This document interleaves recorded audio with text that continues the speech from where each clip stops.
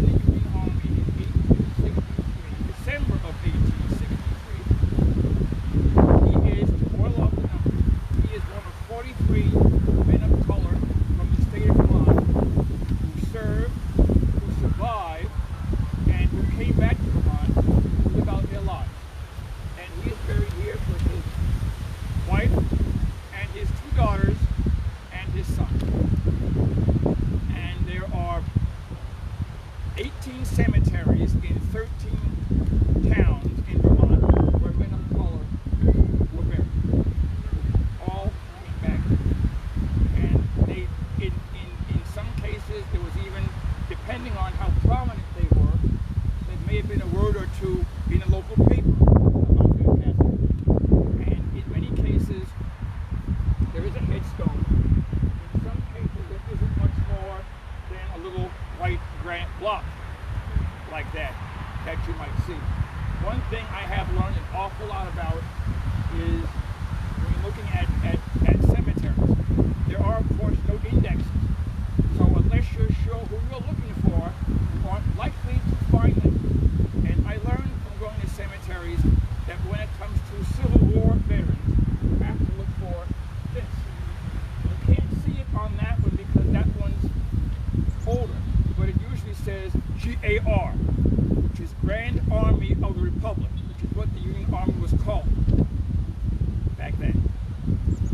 And the men of color, there were 151 men of color from the state of Vermont who were listed. All the men from Vermont were listed. Some of them were able to sign their intent in Vermont, but in order to be properly enlisted, they had to go to Massachusetts, because of course there were no, Vermont did not have any mixed units. All the men of color who served were commanded by white officers. And I would be remiss if I did not mention, as part of my research I found there were 189 white officers from the state of Vermont who commanded colored troops. And what's even more significant to me is the fact that they weren't ordered to do it. They insisted on doing it. They applied for it, they were commissioned for it, and they insisted on doing it. Absolutely, they insisted on doing it, which is something that definitely deserves to be applauded. But these men went to Massachusetts. They enlisted. He survived, fortunately, and they came back. And one of the other things that I like to talk about when I do this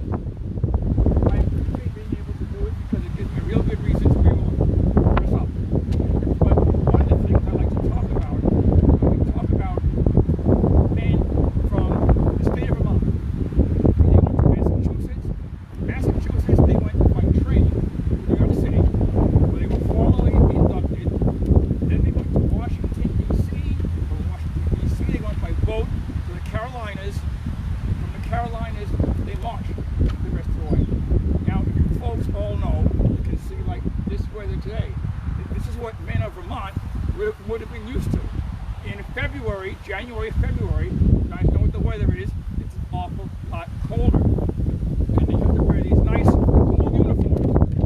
And now these men from Vermont are down in Georgia, and down in the Carolinas, and down in Florida, where it's 80 degrees plus and humid. I've done reenactments down there. Trust me, it is no fun. It is hot. I can't imagine how those men managed to march the distance that they had to march to Massachusetts. I only walked a mile and a half to get here, and I'm already burned out. So you had to be awfully dedicated and awfully focused to do that. And they were, and they never questioned it. Never questioned it. But the other part of research, of course, these folks were given and issued all this equipment. Most of them had no idea what any of this stuff was. They just knew that they had to carry it. And when you are an historic reenactor, you have to do the same thing, because if you are not accurate, you do not get to participate. They are very, very fussy. Very fussy. So there are some things are obvious, of course. The musket, which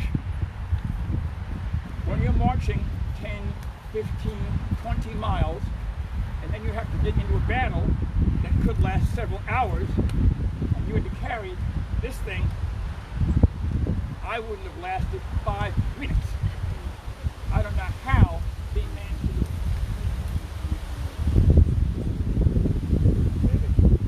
Oh, it's passive.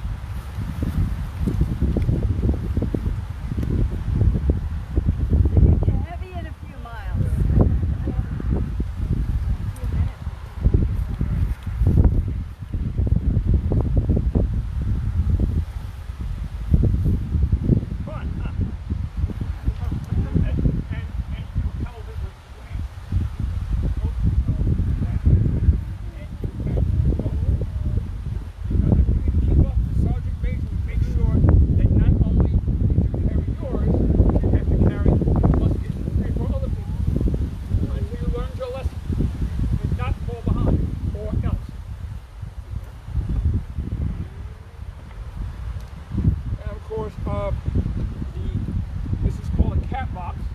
This is what the soldiers kept their primers in to fire their muskets. This is called a cartridge box, where the actual bullets were kept. Reenactors, we just use powder, of course. We don't actually use bullets, but I do have a sample here of what the bullets actually look like. That's what the actual bullet looked like that was fired. And when this hits you from 100 yards or so away, it happens like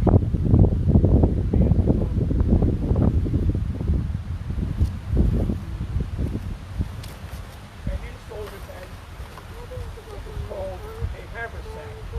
Think of it as a little utility pouch. Soldiers would carry all manner of things in this. They might carry their soap, their comb, wet past a toothpaste, a hairbrush. Those men who could write might have a pen and paper.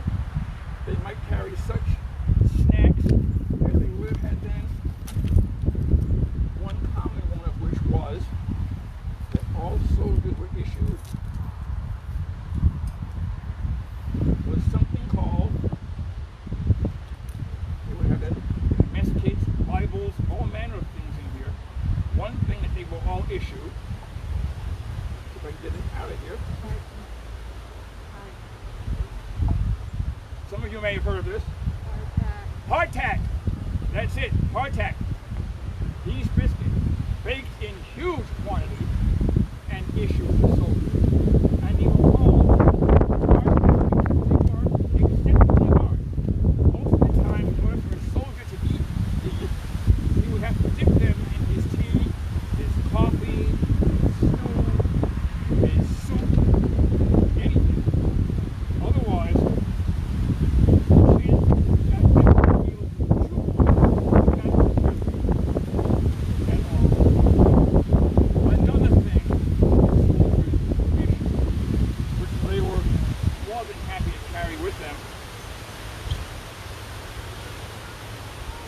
Bible.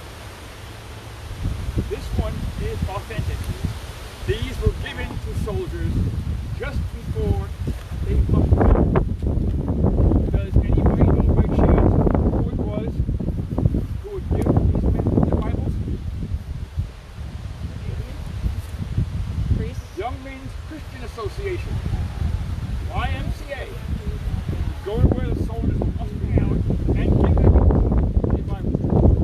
Most soldiers carry their Bible in their haversack. Some carried it in their jacket, right next to their heart. That's where they wanted it. And there are a few stories. I've only seen some documentation. Depending on the expert. There are a few stories that I've seen that talk about soldiers whose lives were literally saved because the blood that was in their hearts was Bible. And saved them. I believe it. I absolutely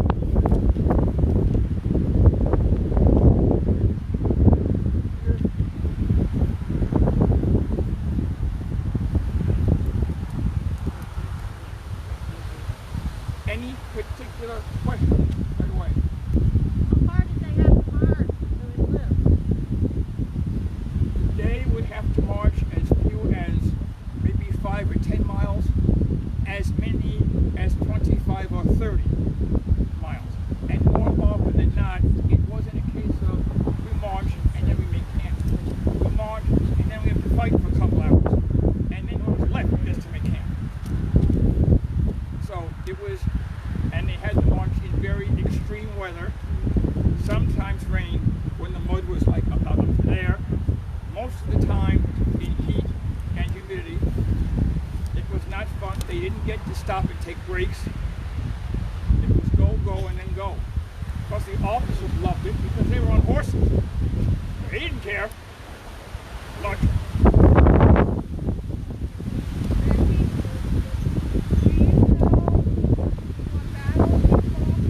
Yeah, I know one specific battle. It's a battle I reenact in Florida every year. It's called the Battle of Olustee. It was the Union Army designated battles by geographic landmarks. Confederates designated battles by the town or city or village. So many of you have heard about the Battle of Bull Run. The first major battle, Battle of Bull Run. The Union called it Bull Run because it was fought near Bull Run Creek. The Confederates called it the Battle of Manassas because it was fought near Manassas Junction. So when you hear two different names for the same battle, that's why. That's why. But Little Langley was in Company G, the 54th Massachusetts.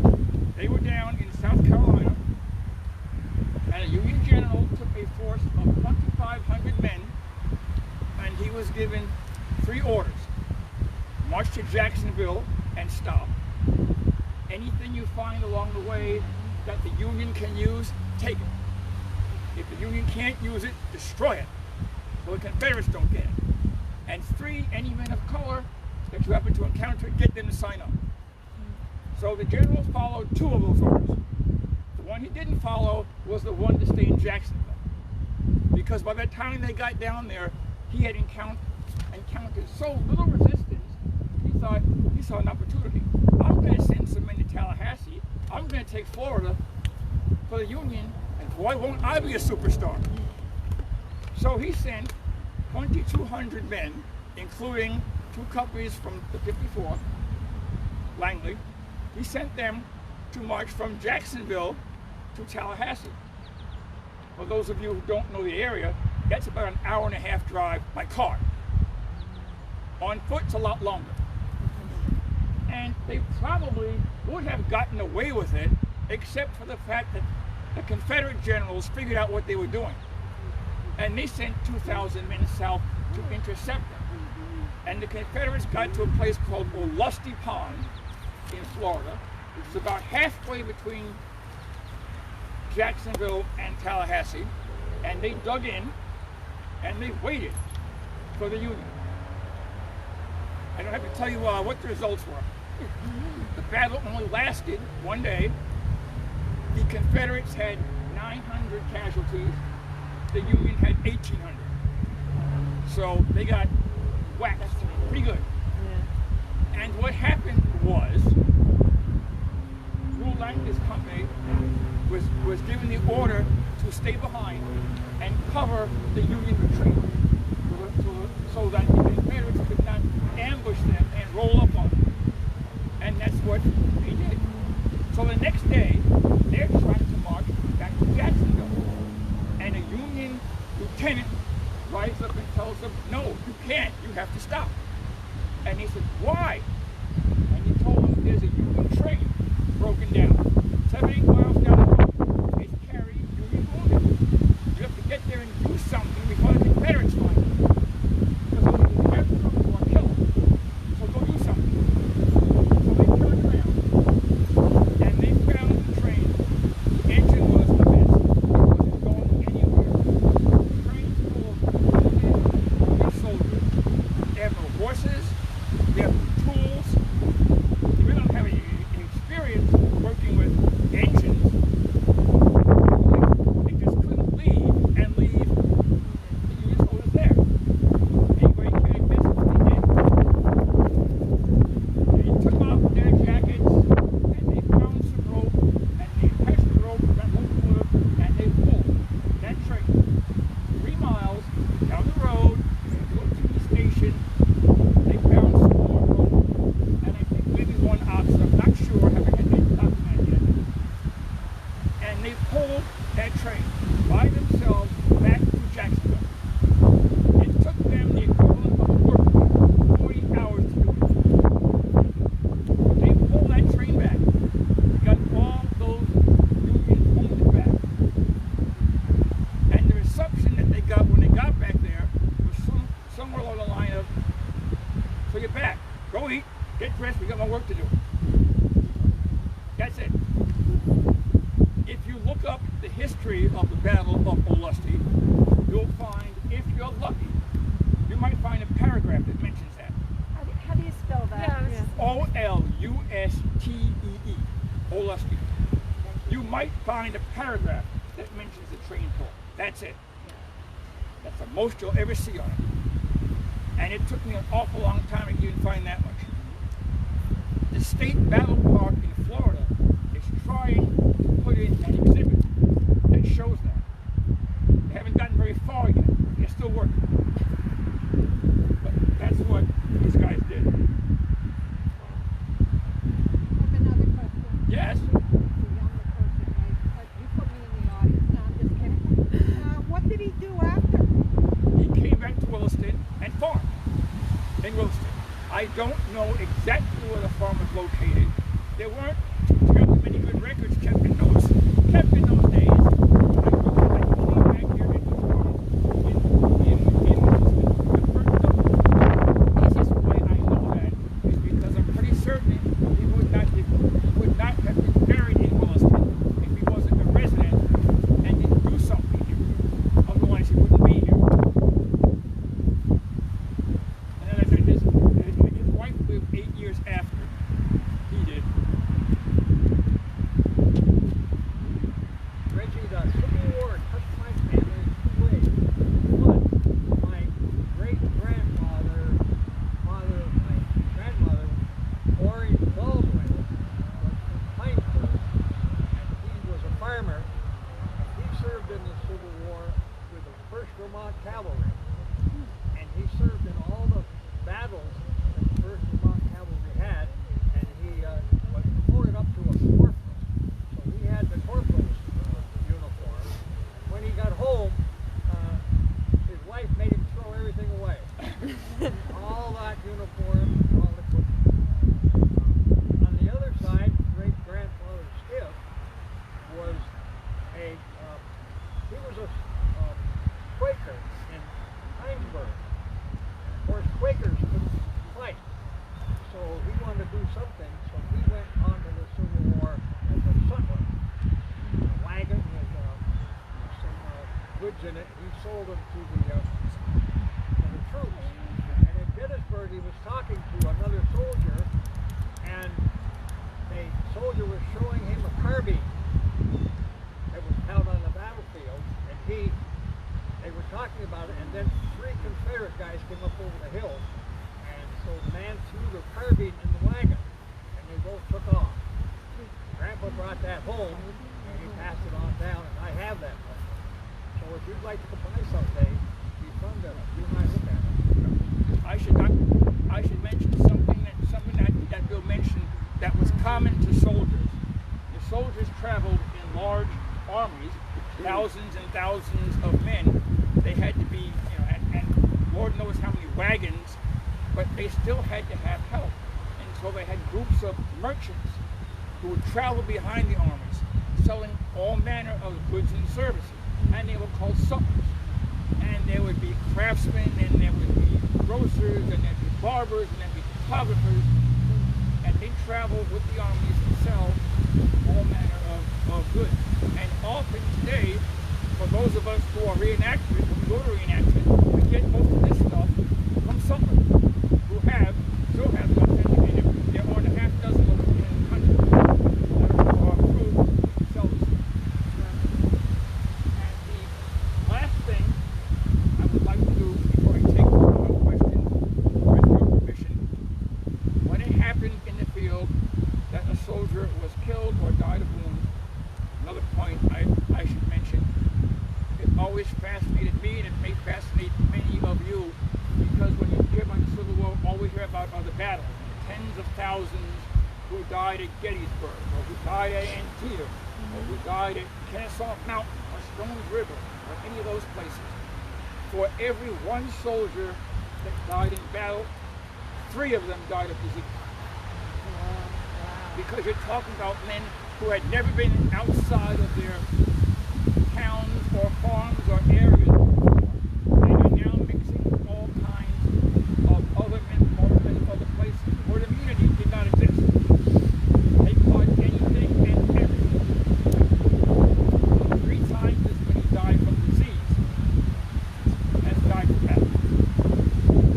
But I would like to now, with your permission, offer you a brief prayer, and then I would like to do what would have been done in the field, is Jewish.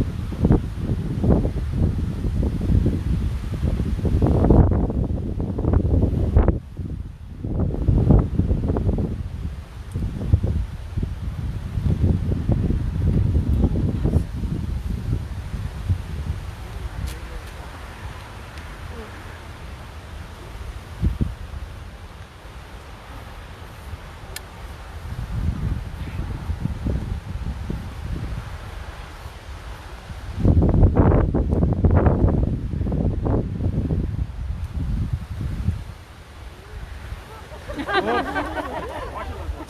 sir. Ready! Hey! Fire!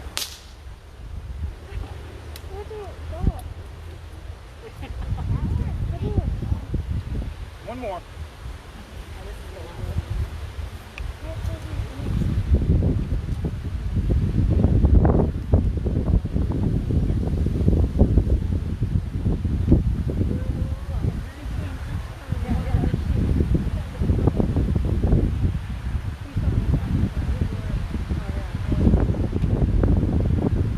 Hey! Fire! There, that one. I did that on purpose.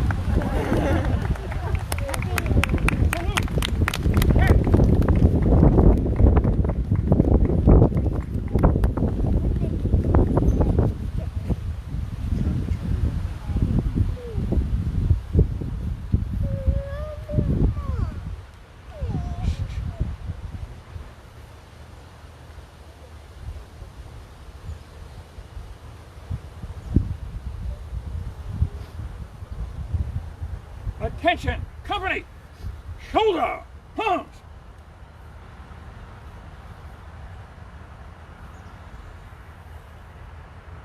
In place, rest! Dismiss! Okay. Thank you.